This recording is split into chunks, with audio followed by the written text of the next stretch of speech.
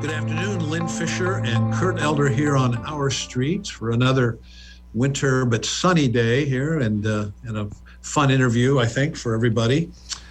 Today we have Deb Schorr. She is on the county board. And Deb, are you the current chair?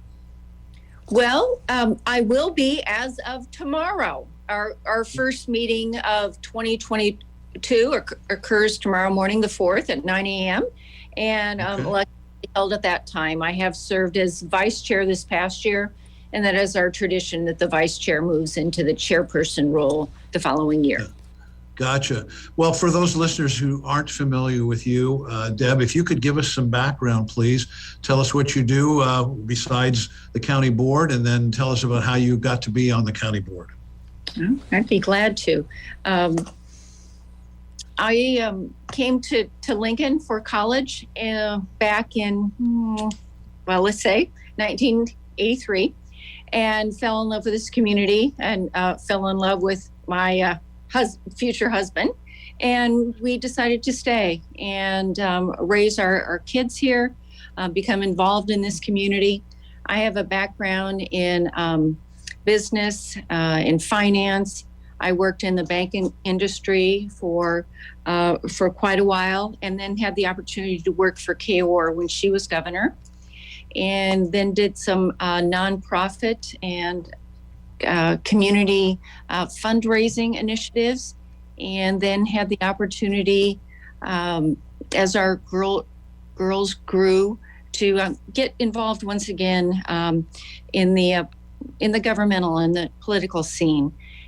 Kathy Campbell had served on the Lancaster County Board for 16 years and was a role model and mentor of ours. And she decided it was time for her to undertake a new challenge. And I ran for that seat and have been proudly serving the southern part of Lincoln and Lancaster County now for 20 years. Wow, very good. Well, the reason we brought you on today is to talk about the American Rescue Plan funds that we understand that the county is or will be receiving or has received. Can you give us the big picture view? How much money are we talking about, and how did that amount of money, how is that determined and by whom, first of all, and then kind of talk to us about what the plans are for the money. ARPA funds, as they are called, the American Recovery Plan Act, was an allocation by the federal government to municipalities and to counties and to states based upon population. So it was intended to spur economic recovery and to help to mitigate some of the impacts of the COVID pandemic.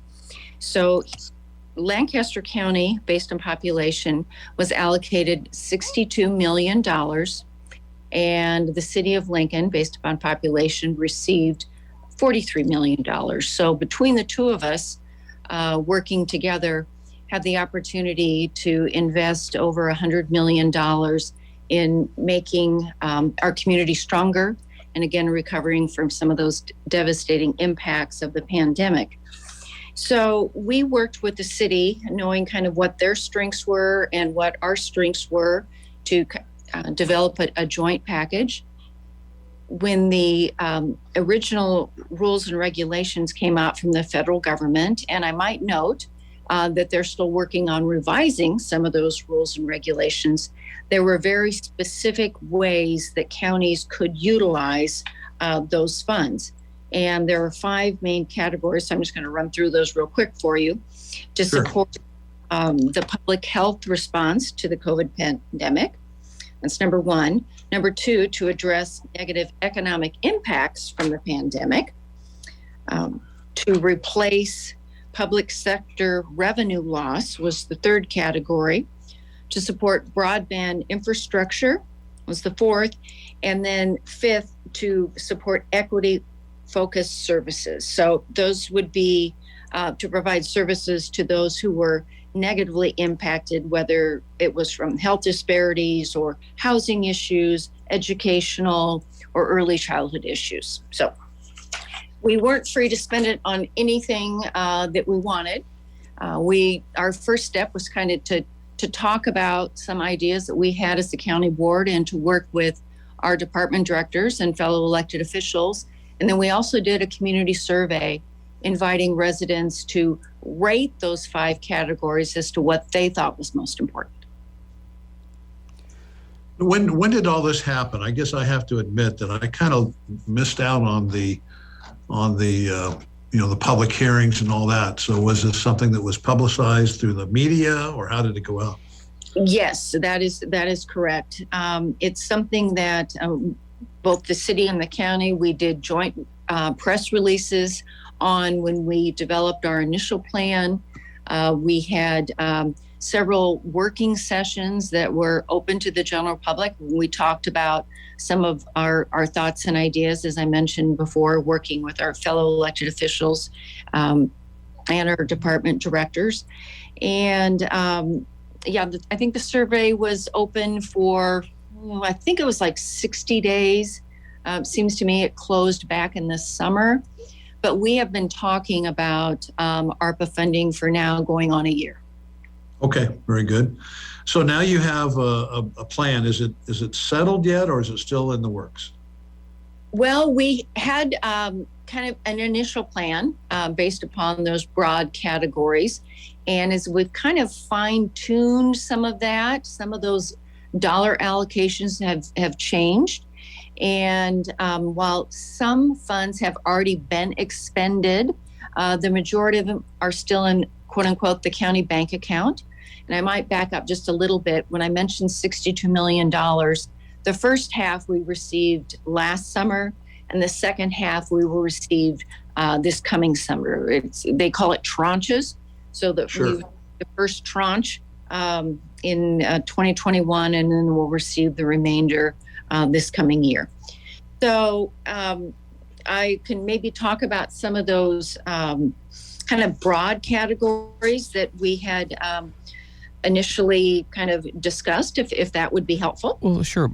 And for our listeners too, and Kurt, you can share this.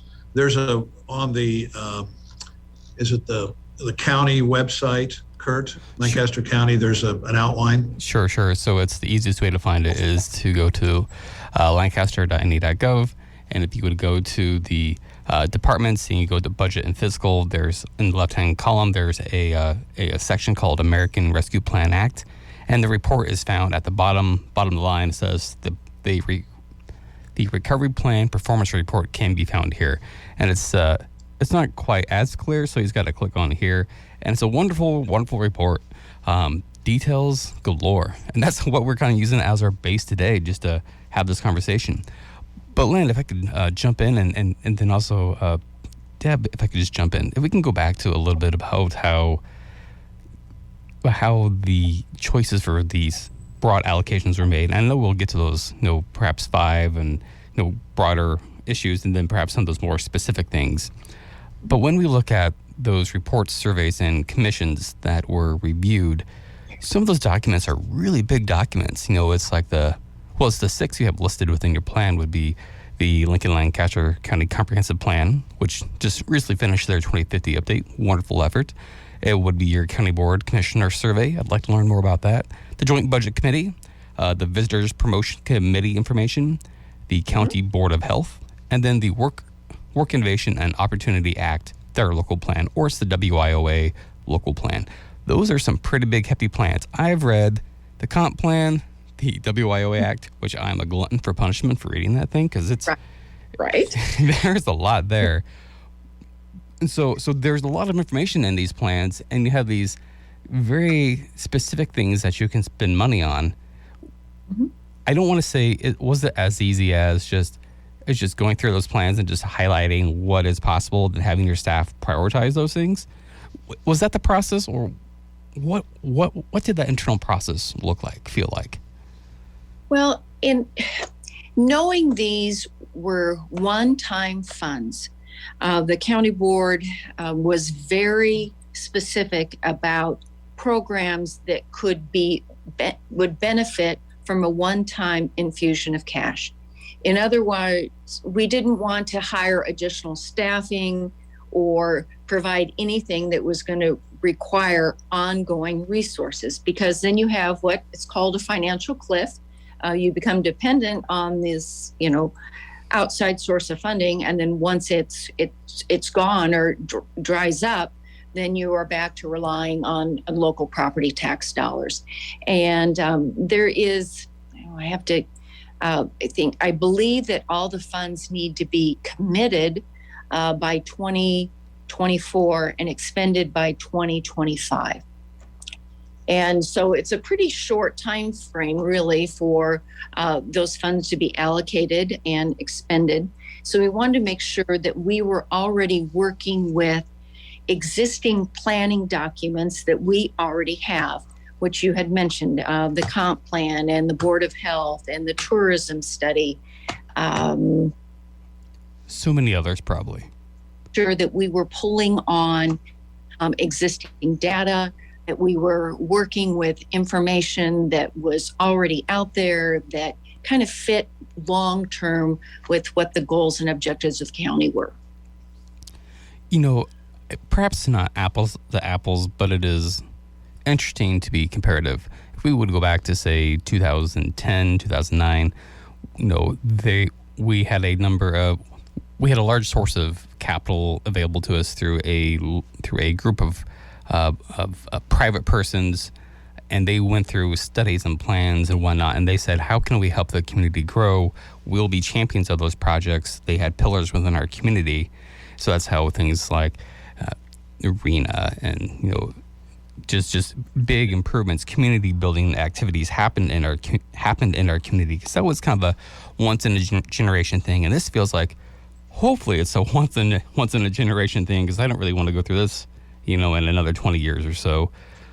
So when we have these generational investments, and they have to be these one-time allocations, and the money has to be spent, what was there a metric that really stood out to you? Was it this will help the most people, or right now, or will this be good for us in a long-term position? Which one of those do you think took perhaps a priority within the group's thinking? Immediate returns or long-term gains? I'd have to say it was a balance of both, and I'll give you two examples. Great. A large percentage went to nonprofit support. The city and the county don't provide any direct human services, but we contract with nearly every nonprofit entity in this community, whether it's food insecurity or domestic violence or housing and utility support. We work with nonprofits in this community to provide those direct services. But because of the pandemic, they were unable to complete a lot of their outside fundraising initiatives that help support those programs. So we were able to step in and provide immediate support to those agencies doing that direct line important work. So that's a quick one. And then a more longer term one, I'll use an example, is we are working with Rural Water 1. It's a rural water district here in southern Lincoln and Lancaster County. And one of the allocations that was allowed under the rules and regulations was infrastructure in terms of sewer and water. Well, in Lancaster County, we don't do sewer, but we do water. So it was a way for them to improve their capacity and improve their existing water system to provide more and better clean water to residents in Lancaster County. So, and that's a longer term project. So I hope that answers. Oh, wonderful. Yeah. Lynn, we need to take a break. Exactly. You want to do that for us? Yeah, let's take a short break. And so for our listeners, stay tuned. We'll be back in just a couple of minutes and continue this really interesting conversation with Deb Schorr on the county board. Welcome back to Our Street. Lynn Fisher and Kurt Elder having a really interesting conversation with Deb Schorr. Deb's on the the county board and is about to become chair of that board. And we have spent the first half of the show asking her about and talking about federal funds that have been supplied to the county. And there were some questions that we wanted to specifically ask you, Deb, about this money.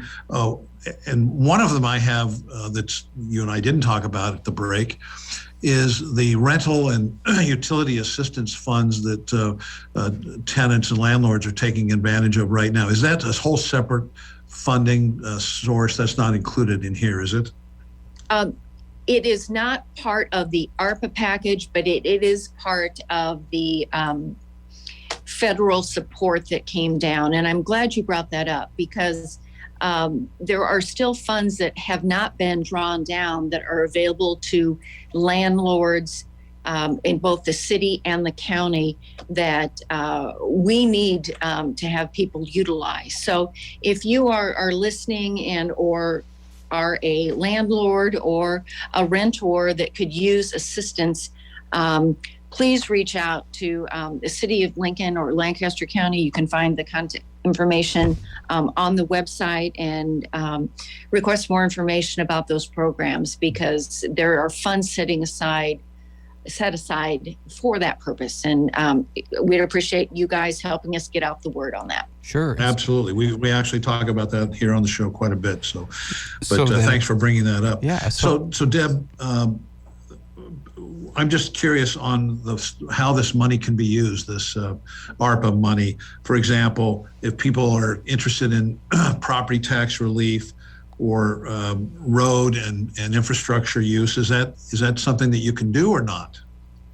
Well, it is not, and that's a question I get a lot. I mentioned earlier the 5 basic categories that were allowable uses under this funding. It very specifically prohibits counties from using it for property tax relief and or road and bridge projects. That having been said, right before the holidays, the federal government did approve the new federal infrastructure package, which will have funds in it for road and bridge projects, as well as additional infrastructure such as broadband expansion. And that's an important issue, not only for Lancaster County, but across the state to be able to support high-speed internet. So there are funds available at the state level too, and we are working with our partners in the governor's office and in the legislature to make sure there's a comprehensive statewide program to address needs within the category of broadband infrastructure. So if we could jump to some of those 5 big issues. During the first half of the show, you had laid out what those 5 big pieces were: public health, negative economic impact, public sector revenue, health disparities, and broadband. If we could perhaps talk about what some of those funded projects are within each. We don't have to go through all of them, but if we could go through each of the 5 sections, and if you would pick out 1 or 2 of the ones that you thought was perhaps a bigger need than the others, and if you don't want to prioritize them like that, if you just want to note some of those ones that you think will have a really good impact on our community. So if we could start with public health. Of those few, which ones really stand out to you? We are working with our health department. As you can imagine, prior to the pandemic, I think the majority of people really couldn't tell you what our public health department did other than maybe specific with regards to disease prevention or maybe childhood vaccinations. But register public my health, dog. Right, really has been put to the forefront. We are using some of those funds for increasing staffing needs with regards to public health nurses. We're using some of that to update kind of, I guess, the infrastructure or the internal workings of the health department, better data collection, and making the workspace work much more efficiently. As you can imagine, the strain on the resources has been immense over the past 2 years. So those are ways we're using part of our public health dollar allocation to make needed improvements at the health department. Sure. Of some of the Under that category, Deb, I know that there's one body scanner project. You know about that? Can you tell us about that at the jail? I can.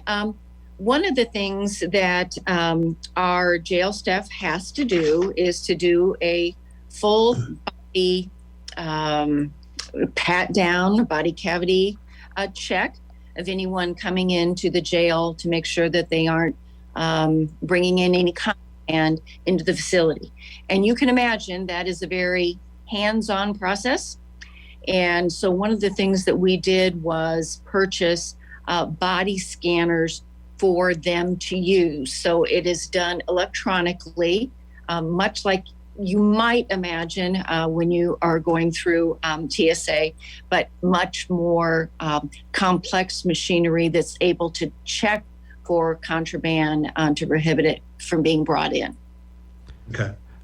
If we would go down to the second of the five, some of those negative economic impacts, there's the tourism investment project. And of all the projects, this is one of the, I think this might be the biggest one at $11 million, or roughly, what is that? A quarter of your complete funding package. Tell us more about how that request came from that plan and how that amount was then set at this amount for that effort. Well, it has two components, but let me step back and give your listeners a little bit of background. Anytime you stay in a Lancaster County hotel, there's a 4% lodging tax, and that is returned back to Lancaster County. And we use those funds then to improve community attractions, host community events, anything that will bring more visitors back into this community to stay in hotels and pay the lodging tax. So it's a continually replenished fund that allows us to support the Children's Museum, the Children's Zoo, the Quilt Museum, just the long list of attractions in this community, both inside the city and in the county. Well, you can imagine once COVID hit, there were no funds coming into that fund. And we had previously made commitments through our grant program to nonprofits in this community that were relying upon those funds to pay staff, pay rent, pay utilities, pay whatever. So a large portion of those funds went to compensate for the lack of lodging tax dollars coming in. And when you talk about no Nebraska, football games and no conventions in this community, and the long list of events that were canceled or immensely scaled down, it was a huge loss. So it was for that, and then also to set aside some funding to help rebuild tourism in this community with the opportunity to participate in some capital campaigns that will work to provide new tourism opportunities in this community. So, well, one, that's a wonderful review. Thank you so much. I think our listeners are really going to enjoy that. If I could concentrate on now this third one, services to disproportionately impacted communities. I'm just going to read these off because, one, I don't think that many people understand the depth and reach that the county board has within our community. I know that you said that you have contracts and you touch everyone, but let's just read some of these off. There is human services as a basic needs projects, racial equality projects, human service victim safety projects, service youth and family mental health projects. There's just, severe crisis stabilization and recovery, mental health. These aren't the sexy sides of projects that we as a community need to focus and support, but these are really important things. These are really important, and I'm glad you jogged my memory. There have been a lot of things that COVID made us realize. One of the gigantic ones for what the county board does is the need for mental health services in this community. We know that youth have struggled during COVID. We've had an increased number of calls to our youth crisis line. We know families have struggled based upon wait lists that we're seeing for services. So having funds available to boost capacity to those entities in this community that provide mental health services has really been critical. Sure. And so what I think is also really important here is that when we look at how much money of this is being spent on admin fees, it's like a percent or less. It's just a vast majority of the money that was allocated by federal representatives for us is being used for quality projects. And I think that's just a wonderful bit. If we could... Well, should we... Go ahead, Lynn. I was going to say we only have a couple of minutes. We should just touch base quickly Sure. on the rest of it. It looks like some money for water, sewer, and broadband infrastructure. And also it looks like a rural water project that looks like that kind of ties up the last of that. Deb, if you just want to comment on those, please. I think I mentioned rural water a little bit earlier. That was the project that we're working with Rural Water 1, increasing their capacity and water quality. Broadband, we have some funds set aside that we're looking to partner with the state with regards to the comprehensive statewide program that they are working on with regards to broadband. And I can't remember the third one you mentioned. Well, Deb, about broadband, I know that, Allo here in Lincoln I've talked to them directly. For those people in the county, they don't have any current plans to move out beyond the city limits. Do you think that there'd be some way through this program or other ways that the county could entice them somehow to extend their fiber optic system out into the county? Most definitely. We have had conversations with Allo and with other local providers about that possibility. I do just want to go back to make sure that people understand that broadband service doesn't stop at the county line, and to make sure that we are working kind of as a region to make sure that it's a comprehensive solution, not just one that stops at the Gage County line, but that we are working together to make most effective use of both city and county and state broadband dollars. In our final moments here, and I think this might be the last question that we get in, as these projects go forward and they're implemented, is there a way or a place that they will be reported upon so we here locally can see how those projects are being funded and how that project's going? Right. You mentioned the website earlier. We have regular reporting deadlines with the federal government, approximately every 6 months.